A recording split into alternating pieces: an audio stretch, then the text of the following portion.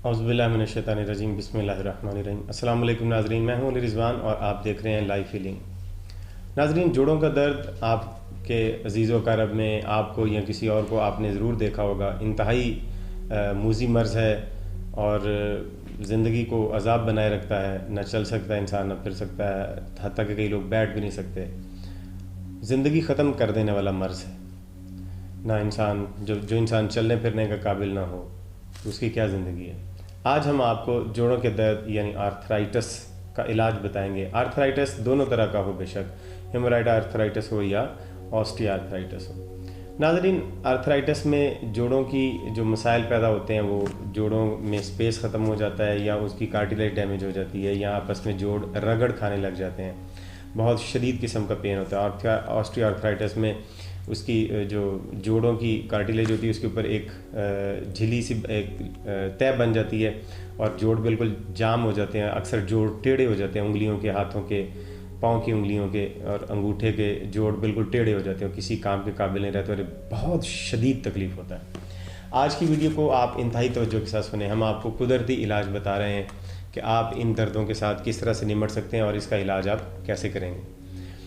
नाजरीन, सबसे पहले जो आपको आर्थराइटिस का इलाज करना है उसके लिए आपको पहले 4-5 दिन तो फाका करना है, नींबू पानी पीना है, फलों और सब्जियों का जूस पीना है। ये इब्तदाई इलाज है।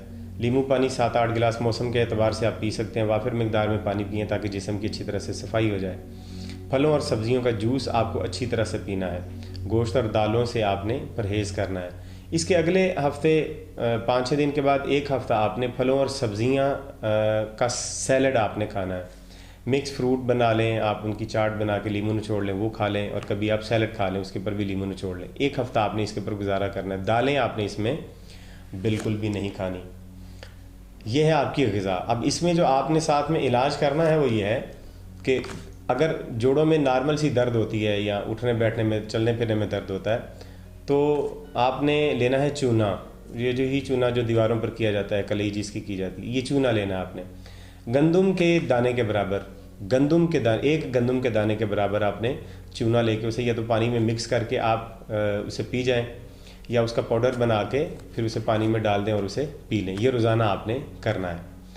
इससे इंशाअल्लाह उल अज़ीज़ आपके जोड़ों का दर्द ठीक हो जाएगा। दूसरा तरीक़ाकार इसके अलावा आपने करना है, गंदम के दाने के बराबर चूना अगर आपने नहीं लेना तो दूसरा तरीक़ाकार ये है कि मेथी दाना, 1 चम्मच मेथी दाना लें, उसको रात को आप 1 कप पानी में भिगो दें। सुबह उठ के वो कप पानी जो है उसमें वो पी लें और वो जो मेथी दाना है वो चबा के आप खा लें। ये भी आपने 20-25 दिन, महीना, जितनी देर तक आपका ये मसला हल हो जाए ये आपने करना है। ये तो दुआ मैंने आपको तरीक़ेकार बता दी। इसके अलावा कुछ पेशेंट्स ऐसे होते हैं जो चलने फिरने के काबिल भी नहीं होते, थोड़ा सा भी नहीं चल पाते, 2 कदम भी नहीं चल पाते। या कुछ पेशेंट्स ऐसे होते हैं कि जो बेड पे ही पड़े रहते हैं, वहाँ से उठने के काबिल नहीं होते। और कई पेशेंट ऐसे होते हैं जो करवट भी नहीं बदल सकते। अगर यहाँ तक की सीवियर कंडीशन बन जाए कि आदमी ना तो 2 कदम चल सके, ना ही उठ के बैठ सके, ना ही बिस्तर के ऊपर करवट ले सके, इतनी शदीद हालत अगर हो जाए कि इंसान बिस्तर पे भी अगर सुकून में नहीं है, तो उसका इलाज कैसे करना है वो मैं आपको बता रहा हूँ। इसको इंतहाई तवज्जो के साथ आप समाअत फरमाएं। हार सिंगार एक बूटी है, उसको आपने लेना है। हार सिंगार एक जड़ी बूटी, एक बेल है, अक्सर घरों में लगी होती है। इसके ऊपर बड़े खुशबूदार फूल लगते हैं। हार सिंगार के ऊपर सफ़ेद कलर के फूल लगते हैं और ऑरेंज कलर की इसकी डंडी होती है इसके फूल की, और फूल भी बीच में से हल्का सा ऑरेंज होता है। ये हार सिंगार के फूल आपने फूल इस्तेमाल नहीं करने। इसके 5 या 6 पत्ते आपने लेने हार सिंगार के। इन पत्तों को लेकर अच्छी तरह से धो लें और इनको कूट लें, चटनी की तरह कूट लें, और इसमें 1 गिलास आप पानी डालेंगे और इसको उबालेंगे। जब आधा गिलास बाकी रह जाए तो इसको स्टेन करके तो इस पानी को आपने पी लेना है।